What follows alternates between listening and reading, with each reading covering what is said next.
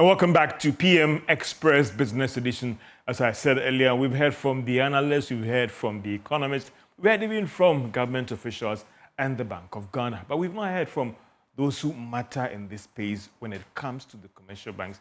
In terms of the performance of the Ghana Cedi, there are issues about sustainability and what role can the commercial banks also play. Some are saying that they are the major king players here, but we've actually not talked about them in terms of what they can do and what they can actually do when it comes to sustaining this good run of the Ghana. Let us play the numbers up for our viewers on the screen in terms of how the city has fared so far. And if you look at the year-to-date appreciation of the city, you're looking at about 28% to the US dollar, 22% to the British pound, and also 21% to the euro as well. And some will say it is still counting. If you try to plot the trend of the Ghana Cedi somewhere around in 2023, that is in January, you're looking at somewhere around 9.82 a dollar. And if you look at fast forward to June this year, you're looking at 10.4. I mean, this morning I think was doing somewhere around 10.3, 10.2 as well. And that's the trend for just to quickly wrap up for our viewers as well in terms of the trend for you as well. Looking at the exchange rate from 2022 to also 2000. The bit also about gold and the contribution you've seen there, the billions of dollars. If you come to 2025, you've seen that we're doing more than $5.2 billion of gold, and how the export of gold has also played to the current trends of the Ghana Cedi. So let's look at surrounding exports in the mining companies versus the total of gold. You've seen the trends over there as well in terms of the gold exports and also what has been surrounded by these mining companies as well. And also look at in terms of from January to April, you're looking at 4 months of import cover.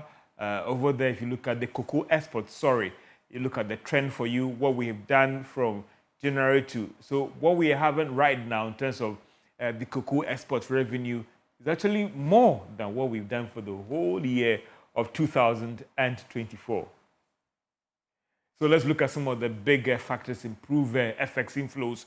If you look at somewhere around in the 2025, what we are gathering or what we have, $5.24 billion compared to what we actually had for the whole year, that is in 2024. So these are just some numbers to help our viewers bring them into this discussion in terms of what we had in 2023, what we had in 2024, and what we had in 2025 in terms of total export. Look at what we had at the end of, that is so far, what we had so far for, that is 2025 Forex inflows, looking at what we had for 2025 compared to the whole of last year. So these numbers, some will say that brings us closer to the discussion that we'll be having in your studio as well. And also the gross international reserves, more of a record one. We're looking at $10.6 billion. And in terms of import cover, we're looking at somewhere around 4.7 as well. So look at the first quarter in terms of remittance as well. We're looking at somewhere around $1.8 billion. And all these things we understand is going a long way to show up the Bank of Ghana's reserves as well. So let's look at other factors as well that is said to be contributing to this. You look at the tight and the fiscal stance by the Bank of Ghana, the IMF program agreement. Don't forget that after the IMF staff agreement and the comment that they passed and what actually triggered this whole sustained good run, as when they say that the Bank of Ghana has got a strong reserve, they've even actually, been able to wrap up more than what we need under the fund program, and also the weakening of the US dollar on the global international market as well. So these are the monthly accumulation of the gold reserves, and look at what transpired between June 2023 to December 2024, and then what we've actually been able to mobilize from January to April 2024. 25, sorry. And let's look at gold as in the fuel price trend as well, and also look at how this development with the Ghana Cedi has impacted on the prices of petroleum products. So the year-on-year inflation as well, seen the numbers over there. and also rising consumer confidence as well. All these things, we believe that. Let's look at very interesting numbers here as well in terms of the Cedi's performance. In 2021, we saw more of a 1.9% jump in appreciation. We've done so far 19. If you fast forward, I think we're doing some around 24% according to the Bank of Ghana numbers as well. So the economic impact of the Ghana cedi in terms of cheaper imports, lowering fuel prices, reduced transport fares, tariffs as well, declining inflation, cedis appreciate cheaper foreign debt payment. The president said it has gone down by almost 150 billion Ghana cedis for this year and reduced fiscal pressure as well. So this is just setting the numbers straight as we have in studio here, the chief executive of the Ghana Association of Banks, Mr. John Ewell. And thank you so much for being able to get you in studio despite all your tight and busy schedules as well. I mean, I know this is your space. I mean, some of your members work in the treasury space. Yourself has been an MD of several banks as well. Are you surprised by what is happening from the commercial bank's perspective? Because the rate of appreciation is quite sharp. Surprise, I would say the extent, and the manner in which the currency has performed. I mean, if you pick just May, you can see a significant amount of appreciation in the currency. So that pace of appreciation, I'm not sure anybody last year or even beginning of this year anticipated. But the other element is all the factors that you spoke about a few minutes ago. All point us to an environment that can support strengthening of the currency. And therefore, you think that some are saying that there's a hidden hand that is pushing the currency, and therefore, when you hear talks about, when it gets to this place, we'll come in, then you tell us that is this really being driven by market forces, market confidence? I'm pretty sure there is market sentiment that is contributing significantly to what we are seeing now. I don't believe in conspiracy theories around the currency about a hidden hand. Obviously, the central bank is there to support the currency. So if it is trending in a direction that is contrary to the monetary policy objectives of the central bank, obviously, they will come in the market, they will intervene. What we are seeing now is if the central bank decides to intervene, they are more capacitized because of the extent of the reserves that they have, the volume of gold reserves that they have. The currency is better anchored on these variables. So the central bank's ability to also support the currency is enhanced.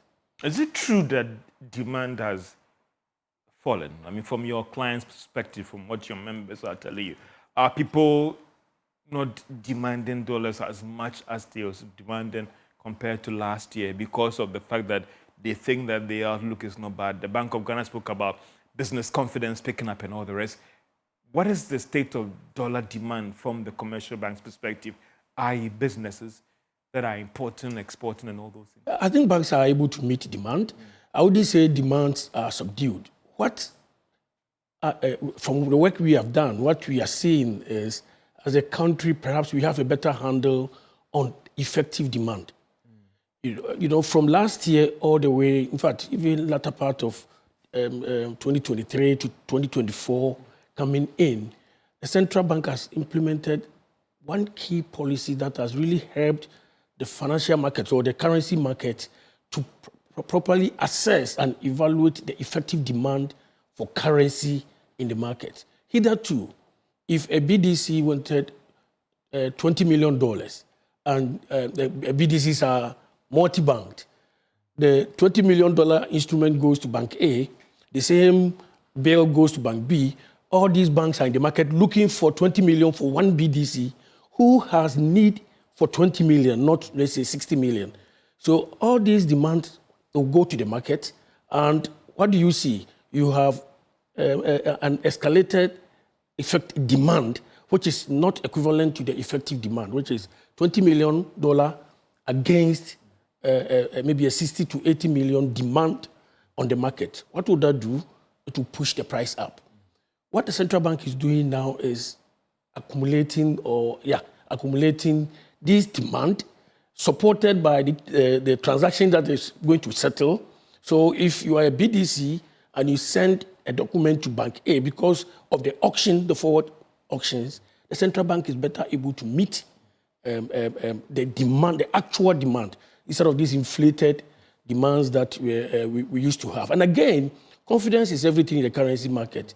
If people have strength and the trust in the ability of the currency to hold its own, why would you buy dollar now if you have used for dollar in 2 weeks' time? Is that happening? Is that happening from what you get from your members, the commercial banks? Are people measured in their demand for dollars? So, for instance, Geroge Wiafe is now not making a request for an import in December because he's afraid that things will be bad in December. You don't even have to be a banker to know this. I mean, your friends, you can talk to your friends who hitherto, as soon as they are paid, they are looking for dollar to hedge their positions because the currency was aggressively depreciating. You are not getting that now. For people who have bills offshore, which will settle in August or in September, they are still having a positive outlook on the currency. And therefore, even if they are undertaking a forward transaction, the pricing will change. And what that does is help the currency to hold its own. So the demand we are meeting, largely, a lot of it is for spot transactions. And people are not demanding now because their view of the market is going to subdue and currency is going to be frustrated maybe 2 months, 3 months down the line. So if I get from you right that in the past or previous years where we had a situation where people were looking at more forward demand for dollars, that has reduced significantly, and now we are looking at more of spot demand for dollars from the commercial banks. Yes, but I think we need to. It was on your show some time back that I stated that in my personal estimation, ballpark, there was no proper research behind it. But I could clearly read that the extent of speculation in the currency movement was between 20 and 30%. Wow. So if there was depreciation, I think you even captured it on your website. About 20 to 30% of that depreciation is not backed by any effect transaction, but people who are just playing on the currency for temporary price adjustments to profit from the currency movement. If currency is able to hold its own, what you are doing is making that trade unattractive. Now Cedi is more attractive. So the people who are holding Cedis, they are looking for Cedi investments because the currency is not depreciating as aggressively as we are used to in the past. I think they are giving all the multiplicity of factors that have anchored what we are seeing now. I don't want to say a wait and see because I don't have any reason to doubt the ability of the currency to hold its own. Coming down to single digits, I am not sure. But the point is this. We should not be too excited about significant appreciation. Why? I mean, the business community, why? That is not exactly what the business community is looking for. Yeah. The business community is looking at predictability. Not that the currency has depreciated to 5 Cedis to the dollar, and tomorrow it is 10 Cedis, another time it's 9 Cedis, it is 7 I had an interaction with... So you need to plan effectively. You need some variables to hold their own and not be, oscillating significantly beyond, levels that you are unable to predict. Have proper forecast. Even if you are talking to your banks, your ability to project your revenue generation is hampered if a component of your revenue is foreign currency based. I was talking to Mr. Jeremy Awori, the group CEO of EcoBank, and he was making an argument that for him as a bank, they prefer, and I'm trying to quote him right about, if I could loosely use the word about more of a steady rate for them is better than the everyday gyrating rate. So if it holds around maybe 9.5, it's good for them, even the commercial bank as a bank. Do your members all share this view about the fact that they will, and I'm very careful because we are operating in markets where we are against a fixed exchange rate. So more of a steady rate around 9.5, 9.1, it's better for them, the commercial banks and in businesses. Do you share the same argument or thoughts? That's exactly the point I made, that it is not much about where the currency has appreciated to, but the extent of volatility. Can we, as a country, work on reducing the oscillation, the significant oscillation in the movement? It can be playing around, maybe we are now at 10.3, 10.4. Yeah. If there is a range of between 10 and maybe 11, that a 12-month period, the currency can either go up and down depending on market sentiment. Why not? You can then plan properly. Even if you are hedging your position, you know the cost to have a profitable hedge that will not eat away your P&L just because you are not sure about the currency. So the glorification should not be necessarily in the extent of the appreciation, but the currency's ability to hold within some predictable constraints. And here, I think the central bank potentially, I believe they should come out with some level of market guidance. You know, we have inflation targeting where... Should we come out with a targeted fixed rate? Not targeted fixed rates, no. The Bank of Ghana will say but like today, market guidance... We are looking for maybe the Cedi hitting at 8 Ghana cedis to $1. No, so the central bank can come out with a guidance that provide a range within the resources available to the central bank to see that we are definitely going to support the currency to stay, within this predictable rate. Wouldn't that leave room for, again, speculation and those who want to bet again?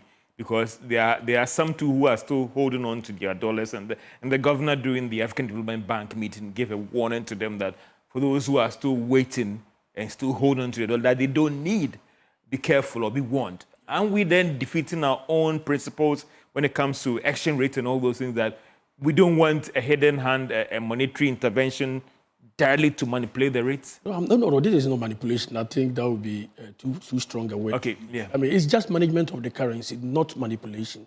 What you are saying, that is not fixing a rate. But what you are saying is, this is within our planning horizon. This is where our guidance hovers around. It's not to predict that we will not allow the currency to move above 12. There are variables that drive the currency.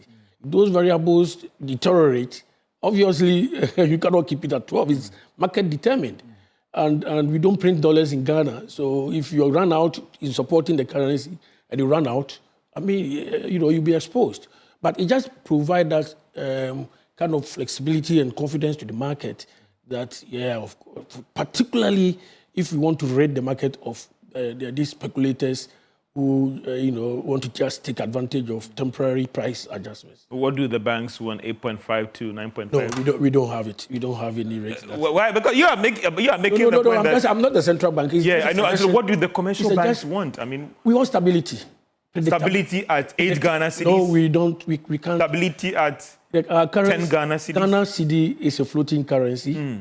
It's allowed to play against the major trading currencies. It's not a rate that is pegged, an exchange rate that is pegged to any major currency for you to say that maybe until dollar moves by a certain rate, the cedi will definitely is fixed at no. We are not UAE or is it Dubai or any of these countries that have fixed exchange rate regime. I think what we have is very good for our market and our level of development. We should allow our currency to play in the market. In Chi, are the commercial banks behaving like, let me use this word in Chi, in the sense that in one breath, you would wish that there's a steady rate, and I'm not using fixed maybe, but in another breath, you don't want to be seen making those comments in public that let's have the rate around maybe 8 Ghana cedis to $1 and then let's defend it. No, I'm not sure any a proper banker in Ghana, it's so-called, will just go on that tangent where you are more or less prescribing a fixed exchange rate regime. That is not the policy of the central bank. The policy of the central bank is to allow the currency to play in the currency market, and it's been doing that, and this is the results that we have.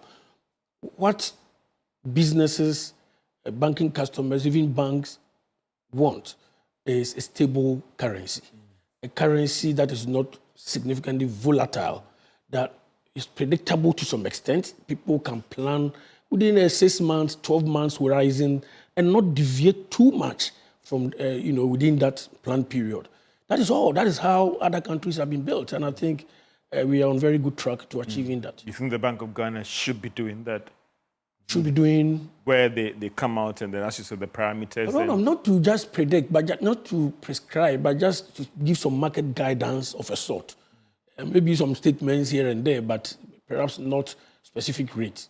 What the governor said subtly, more or less touches a little bit around that. What do you make of that comment the governor made about the fact I think those who are holding on to dollars who don't need them? It is an extent of confidence that he has in the currency and what they are doing to help it to hold its own. So for the central bank governor to come out boldly and say that you are holding dollars, you should know that there's not going to be any free ride along the way for you to sell and make a lot of money. If you need dollars for legitimate transactions, of course, yes. But obviously, if you don't, our currency is Cedi. And I use this example every day. About 10 years ago, I was in South Africa.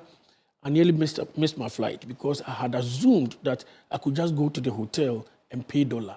And I got there, they said no. I said, oh, whatever rate? They said, no, we cannot even take your dollar and give you rand so that you can pay the hotel bill in rand. I had to get a taxi, go to the bureau de change, produce my passport, and then you get charged the commission for exchanging the currency. Yeah. Then I came back and paid rand so I could. We need to get there where people will begin having more confidence in the currency that we have control over, which is the Cedi. That is the currency we print, the currency that the central bank's policy tries to help the country to use to develop. We don't want a situation where we have like a dual currency regime where people are pricing in dollar and I'm not sure it works well for anybody. And I'm hearing last Sunday I was at an event and more or less like eavesdropping, somebody saying that now my house, I've stopped charging in dollars, I'm fixing the rate in Cedis. And that is where this country should be moving to. We are all just hoping that this phenomenon is a mentality thing, and that mentality is driven by people's experience in the past about how the currency has punished, businesses, and people have decided based on historical experiences they are not going to allow that. So even if you go and Cedi pricing, they have a dollar in their mind. And therefore, as the dollar rate moves, you see that the Cedi price is changing. But now, people are beginning to fix their prices. Some will say that the bit about Cedi being the currency of preference that we have to use, it also comes back to the point about what managers of the economy should be doing to. If the Cedi is firmly stabilized, I doubt whether anyone would want to prefer dollar or pounds or euro. And therefore, the default currency being the dollar because the Cedi was struggling and it was not doing well. I remember one time one of the governors said that for him, he believes that when they firmly stabilize the Cedi, the issues about FX regulation becomes a thing of the past.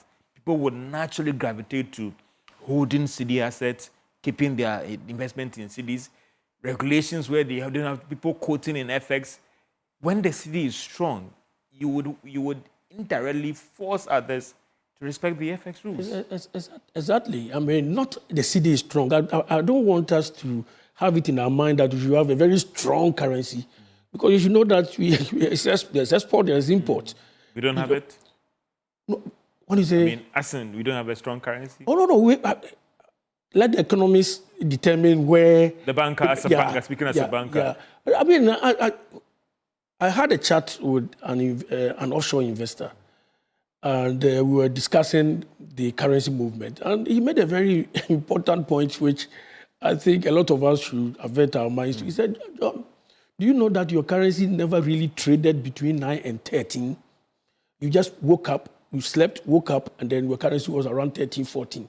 What he meant was that the volatility and the extent of depreciation was so aggressive that there were no significant trades within that short period, and then we just moved. So what if the currency gets back all the way to 8 to reset itself? That is the question he posed to me.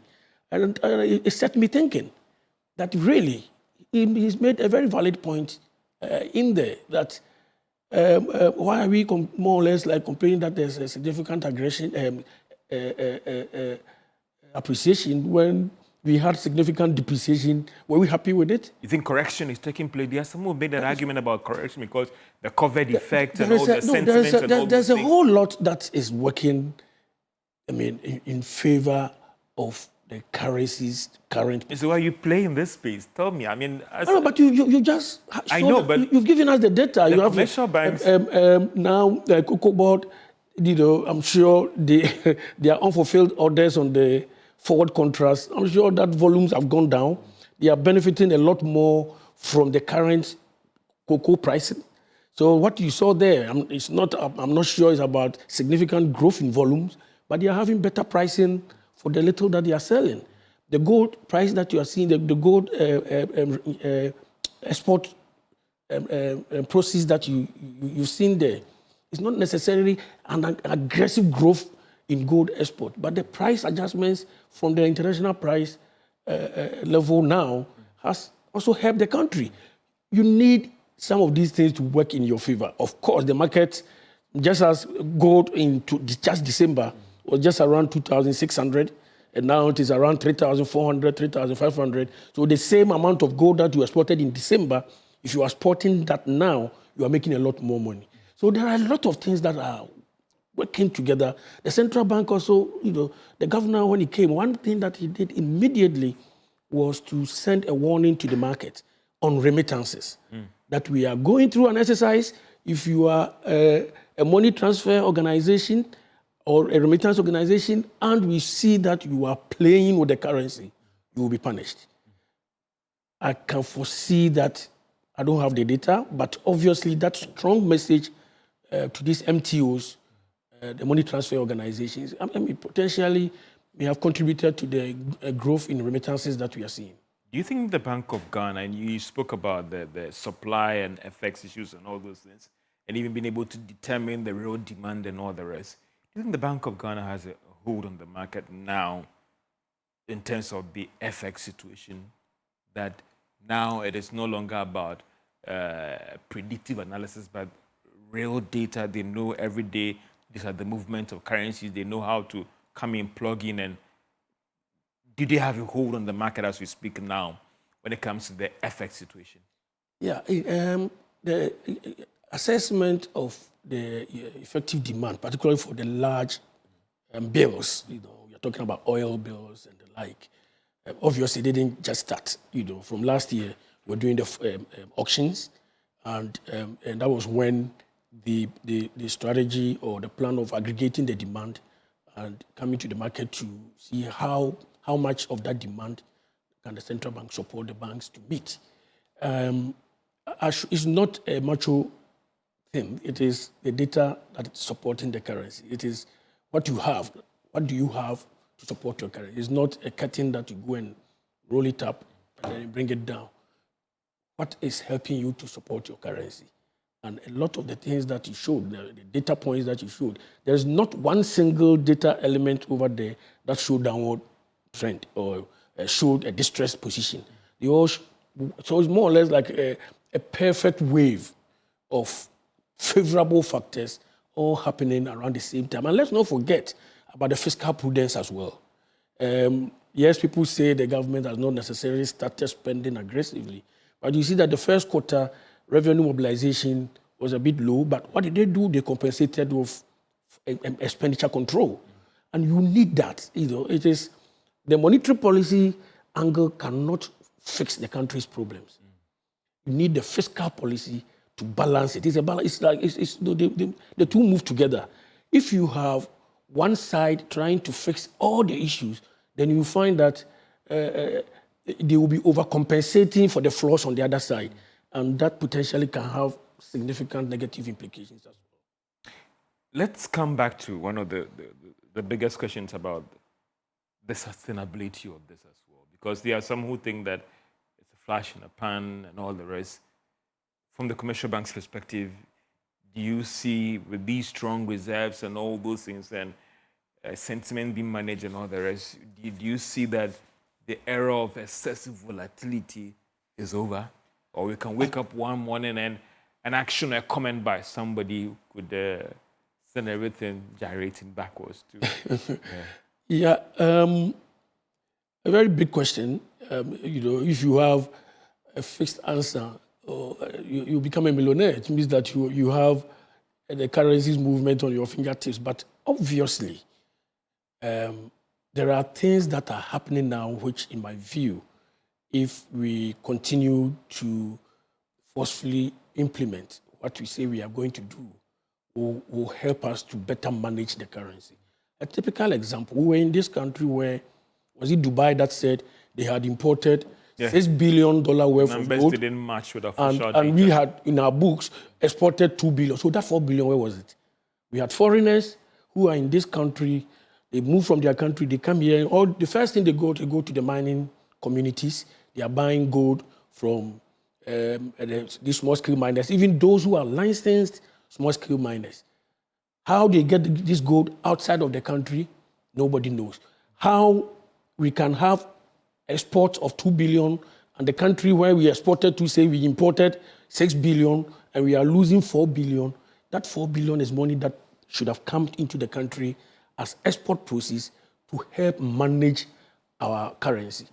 So that one alone, if we have a grip on it, what the gold board says they will do, if we have a grip and we do not make it like one of the other state institutions that sometimes you don't know what happens and then things we mess things up, and they are able to demonstrate exactly what is on paper, that is potentially a lot, hundreds of millions of dollars that hitherto would have left this country, and transactions happen offshore. The people manage to get Cedis in Ghana, but the dollars never arrive, and then they go back to the field of our Cedis to buy our gold, and then they export about 10-15% of the proceeds come just to help them do a few things, and the rest we lose complete control over. So I think that is another big element of the pie. If, a big if, we run this transparently, professionally, and we are able to aggregate this gold purchase program from the small-scale miners, and as a country, we buy in Cedis, we sell. The foreign currency goes to who? It comes to the country. And you think that that could help with it can help with the sustenance of the currency. In the past, some have accused the commercial banks about some of your actions and inactions contributing to this depreciation. In the past, I mean, what are your responses to some of these arguments that some banks have been accused and some of your members have been accused that some of your acts, sometimes even about trades and all the rest, bets and all those things. I remember in the past, there was one of your members was accused that 1 week certain bid was made and all those things, and that triggered the depreciation and all those things. There are some who are saying that you guys are the kingmakers when it comes to whether the Cedi will be stable or not. I'm not sure unless you have specific instances. I'm not going to mention the bank's name. Of course, and unfortunately, I do not also respond to individual bank. Yeah, but I'm saying that situations. Yeah. The perception was that some of your members were involved in certain actions in the past. I do not. That did contribute to the pressure on the government. The same bankers are the ones who are operating, and we are having this appreciation. Why wouldn't people say some of our members are the ones driving the appreciation? I mean, banks are not set out to. We are highly, highly compliant. There's not a single industry in this country that is over-regulated and over-compliant. We force compliance on ourselves. Yes, we are a human institution. Sometimes some things can fall, but that is not to say that it's a widespread modus operandi of the banking industry per se. It is the same bankers 2 years ago who are operating in this country, and we are seeing appreciation of the currency. So why are the banks there and the currency is appreciating, and we are not saying that, oh, the banks are the ones causing it? No. We are market participants. We take what is on offer, and then when people also demand, we also provide. That's all.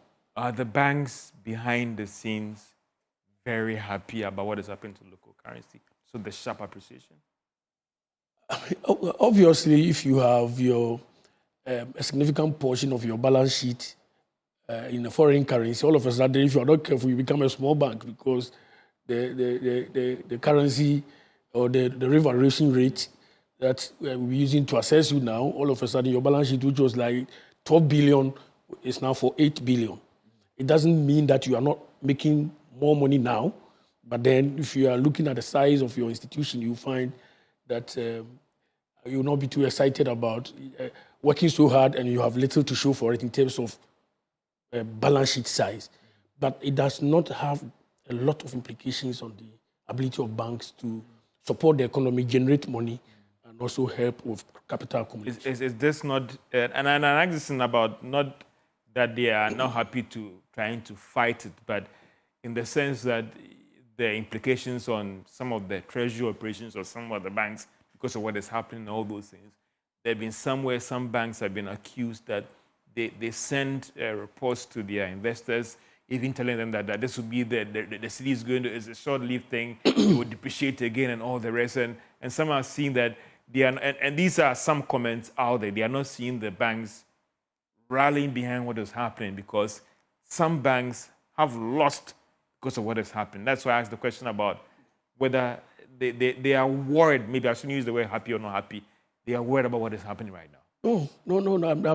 I'm not sure about that. We've not had any big meeting with all the MDs in the last 1 month. So those sentiments, I don't have any handle on it at the moment. But I'm not sure about that. Banks make money when rates are going up, and they make money when rates are coming down. They play in the middle. Help me the 101 here, because I thought that for most of your treasury people, some of them might have made a lot when the city was depreciating. Obviously, when there is significant... And that was a fact. When there is significant volatility, if you play your cards within that spectrum properly, you can benefit. And in the same vein, you can also get hurt because of the significant volatility. So banks make money in the middle. Whether rate is going up or rate is coming down, there is money to be made somewhere. So it's not like banks are against currency appreciation and they are in support of currency depreciation. No, we work in the economy. If things don't go well in the economy, the best place of seeing the risk in the economy is in the banks. You see the level of NPLs and you see where interest rates and the rest go, and then who struggles is the shareholder who bears that branch. So it is in the interest of banks that the economy functions properly. And then we can make more sustainable, more grounded earnings. How has this development impacted on the operations of your members in terms of the stability or the appreciation that we've seen? Has it been that good on your members in terms of their business dealings? As I said, banks are in there to support transactions. To the extent that there's still demand, obviously, yes. I mean, and when these things happen, sometimes a certain line of transaction may come down, or like as I said, forward contracts. If it was a bank was playing aggressively in the forward market because businesses had expectation of significant volatility, and then all of a sudden they have confidence in the currency. They are not really fearful that in the next 3 months it's going to be significantly different from now. Then that market of maybe the forward contracts may shrink. But it does not mean that as a bank, as a whole, as a network, if businesses are also doing well, you are able to generate and support and generate more revenue. So it's not about banks making money and businesses struggling. The businesses must do well, and then the banks can generate wealth on the back of the growth in business. I asked a question about the contributions, and I'll come back to the cash reserve ratio. But at a point in time recently, I was compelled to ask myself whether BOG has introduced any new requirement on the market when it comes to FX. But I realized that nothing of that sort has happened. You walk into a commercial bank and you're trying to place in fresh deposits in your FX account because maybe you are exposed to FX business as a person. The bank is going to ask you if it's coming from, where is the money coming from? If it's coming from a Forex, we'll provide receipts. Virtually, the banks were trying to discourage you from placing fresh FX into your account, when you're trying to withdraw money as well, because maybe you were even traveling or maybe doing a transaction outside, you realize that the banks were deliberately making it difficult for you to have access to your account. That's why I'm asking that what was happening, because there wasn't any Bank of Ghana directive to that effect. But the commercial banks were making it difficult for I, as a person, to place fresh FX in my account. George, you see, sometimes some of these things are generalized because of one incident here or one incident. We are talking about 23 banks operating and dealing with thousands and thousands of customers daily. Of course, a customer may present an instrument that may not be approved. It is possible that you say you are traveling, you are coming for dollars, your visa is expired. The fact that you have passport does not enable you to withdraw dollar from your account. You must have a valid visa. And from regulation, you must even have a ticket. If you come to the bank and you have not bought your ticket, how does the bank support you to put? The money is yours, but you have not demonstrated use. And for that reason, the bank can say, please go and put your ass together and come. It does not mean the bank is unwilling to give your money to you. And again, we have said before that our currency is Cedi. And the banks are not in the business of helping people to be creating another store of value in a currency other than the Cedi. So if there is objective evidence that the proceeds from these deposits may not have come from any kind of business, the bank has the right. In our fight against anti-money laundering, we need to understand where you are making the money. How did you come by $200,000 to put in your bank account? So if your bank is asking you questions, it is to meet Bank of Ghana requirements on AML, anti-money laundering, and CFT. Why should Mr. I disagree with when you say that terrorism. One or two banks. No, I mean it cuts across. Why it should cuts the bank across because that is what the law. me That's what the law says. If I'm placing $200 in my account, where am I getting that money from? Even if you are placing CDs in your account, your bank has a duty of understanding, unless it is in line. You see, when you are opening an account, sometimes we take certain things for granted. When you are opening a bank account, on the form, you are asked, what is the nature of your business? If you are an employee of Joy FM, what is your salary range? Where would you? The moment you are operating your account out of the algorithm that you have helped the bank to build around your account, it will be escalated. I mean, it will be highlighted, and when it's highlighted, questions will be asked. It becomes a suspicious transaction. It does not mean you have done anything wrong, but it means that you are operating your account outside of the cycle of a normal transaction that the bank has programmed in the system. You say your salary is, your main source of revenue is salary. You earn 5,000. All of a sudden, you want to put 50,000 on your account, in your account cash. The bank has to ask you, where did you make this 50,000 from? It does not mean we are discouraging you from putting 50,000 in your account, but we ought to know, because tomorrow, central bank will come for inspection or come for what we call a regulatory review, and this can come out easily and the bank will be sanctioned. So it is not a new regulation that has been issued. It is just existing regulations that are being enforced. That's all. So I mean, in this country where people can dash someone about $800, we know what. All you have to see. Yeah, so then, I mean, and some of these things, and from friends, not just me per se, it was so bad for these individuals that they thought that, George, has Bank of Ghana directed these banks to do these things? George, can I ask you something? Yeah. Do you have an account in a bank in the US or UK or any of these the countries we want to be like in terms of our economic activity, our financial system? Go to your bank and try to put $5,000 in your bank account in the US. You ask for your grandmother, cash. In fact, if you are not careful, your account may even be closed. That is the extent to which some terrains or some financial systems have gone in discouraging this kind of over-the-counter. Sometimes you don't know where it's coming from.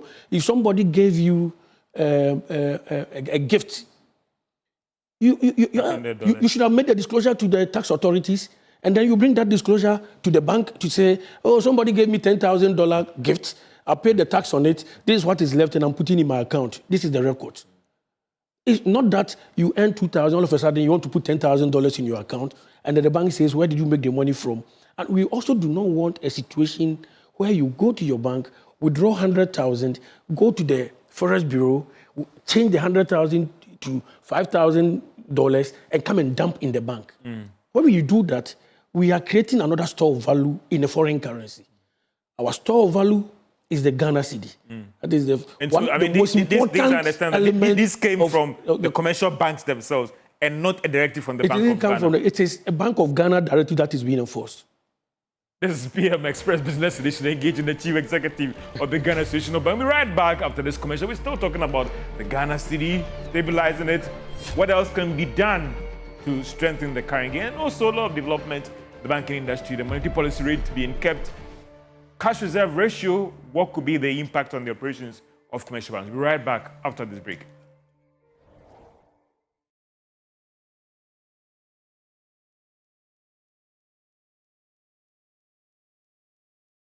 PM Express Business Edition, as we look at the Cedi stability and what will be the role of the commercial banks. Some have said that they are the kingmakers in terms of they can make and make in terms of the stability of the Ghana Cedi, engaging the Chief Executive of the Ghana Association of Banks, Mr. John Ewam. So, if we wake up tomorrow and the Cedi is 8 cedis to $1, would you encourage that? Would you be excited? You know, I think the first part of our discussion, I kept saying that we should not be fixated on appreciation. Our interest should be the stability.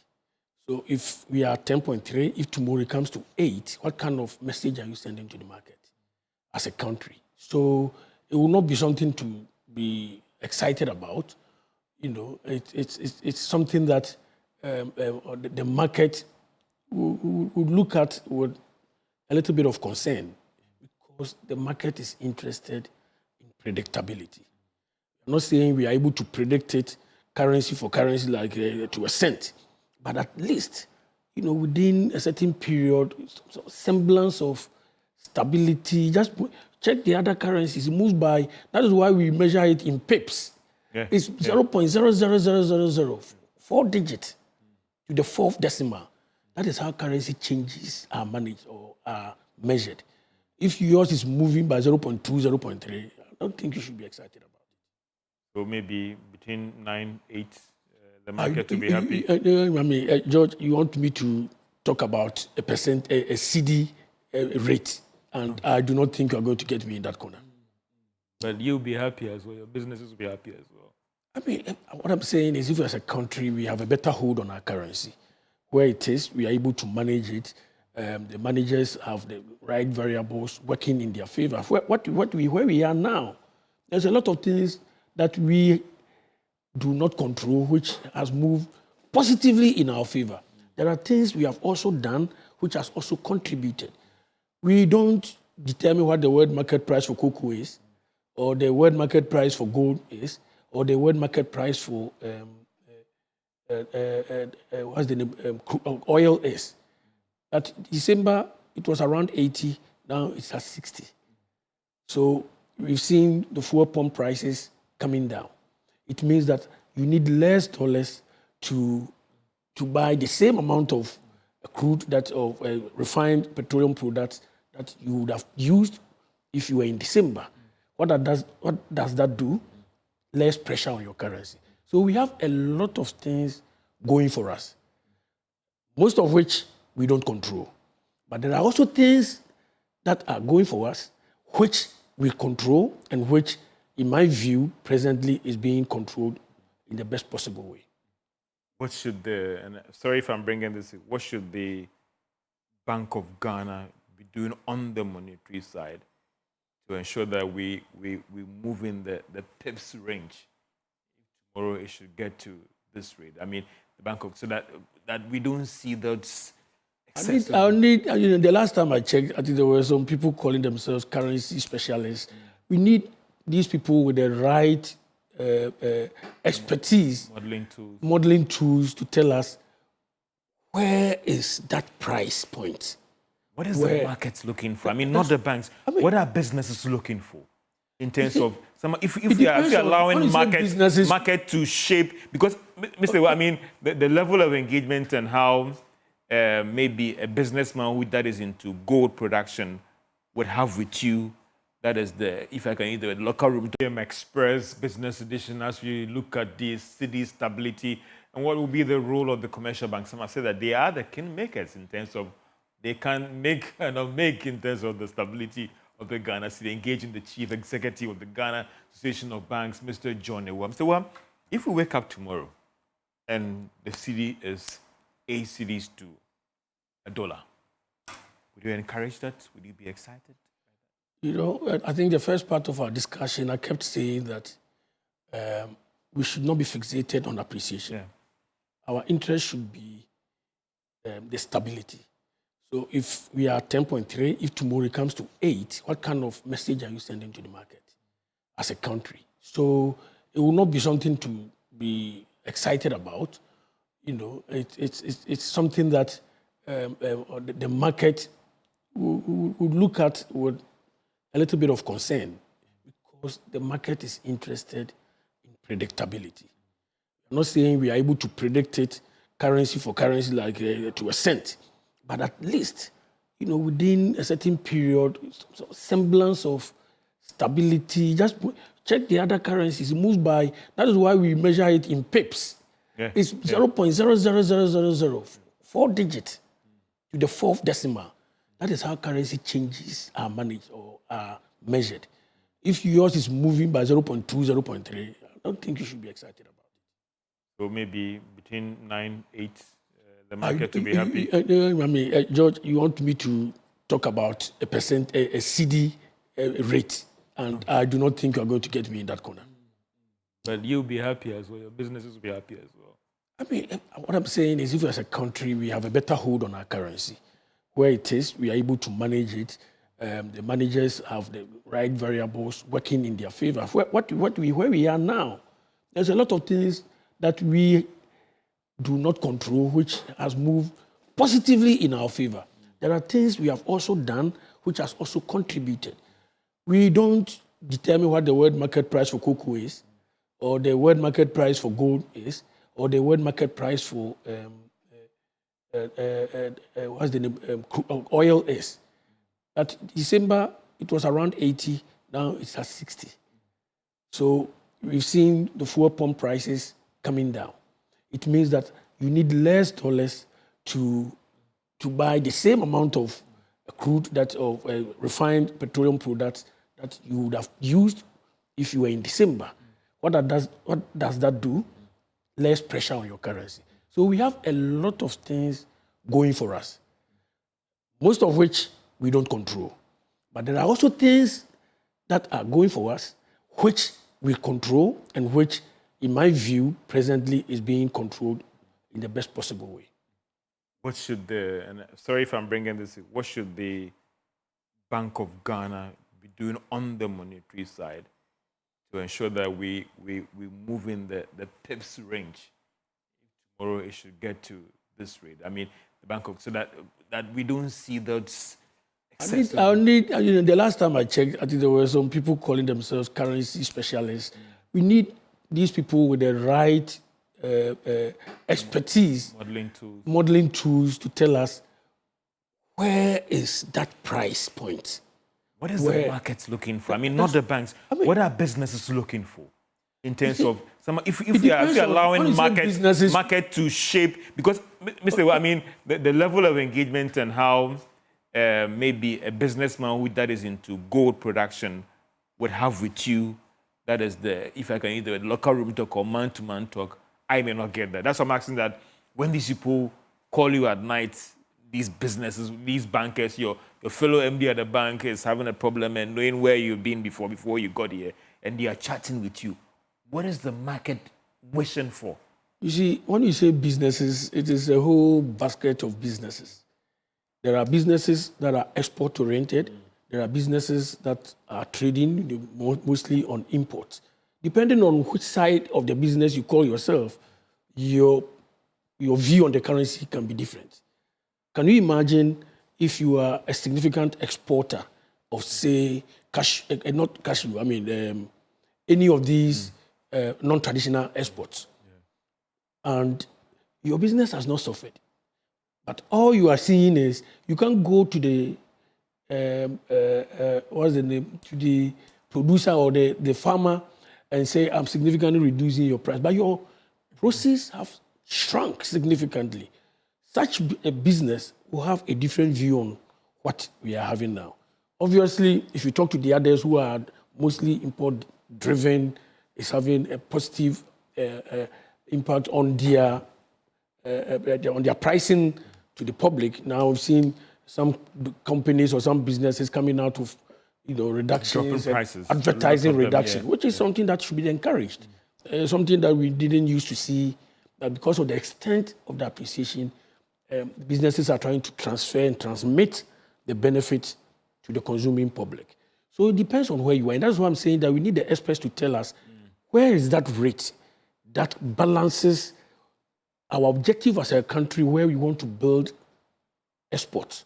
Because, mind you, exports is helping with the currency position. We are talking about export proceeds going up because of gold price and cocoa price. What about the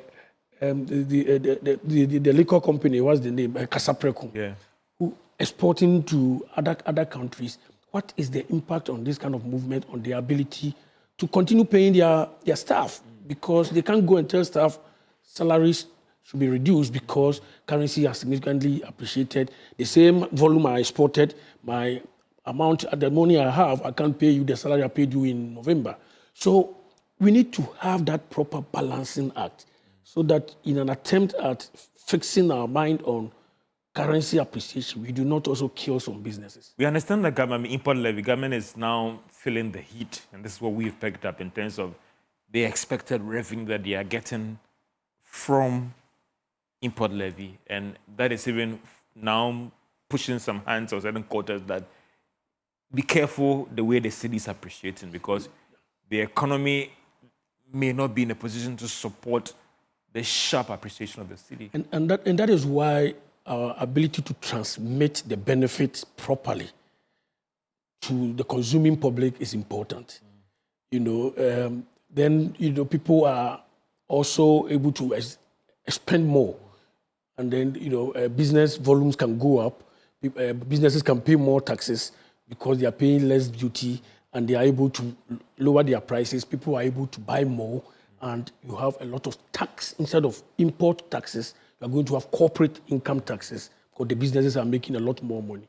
Individuals can also maybe, because their businesses are doing well, they get paid better, and if they are paid better, their PAYE or pay as you earn, the payroll tax also goes up. There is that point in economics they call equilibrium, where we need to be able to establish where we want to be roughly around. And that is where I was talking about the market guidance, so that the market can be guided in a way, not a fixed amount, a fixed rate, but in a way that they know that, particularly for the speculators, that there is no room for us if you want to play with the Ghana cedi. So as you try and wrap up on these discussions, I just also want to find out from you that with respect to what has happened to the currency, what has been the impact on lending as well to businesses from the commercial bank's position? Obviously, if you borrowed in dollars and you had a mechanism where you had agreed with your bank, maybe your proceeds are in cedis, then you are capacitized to even pay. I mean, if you have the money, you can even just go up to the bank and say, I'm prepaying the debt. So for the business community, we need a lot more things to work together to bring the cost of doing business also down.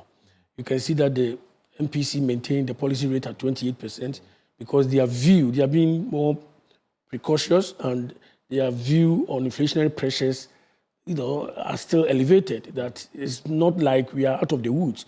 We are seeing decline, but the risks remain, or some risks remain. And therefore, they do not want a situation where they go and significantly reduce the policy rate, and then any kind of potential decline in inflation as a result of all these price adjustments we are seeing becomes diluted.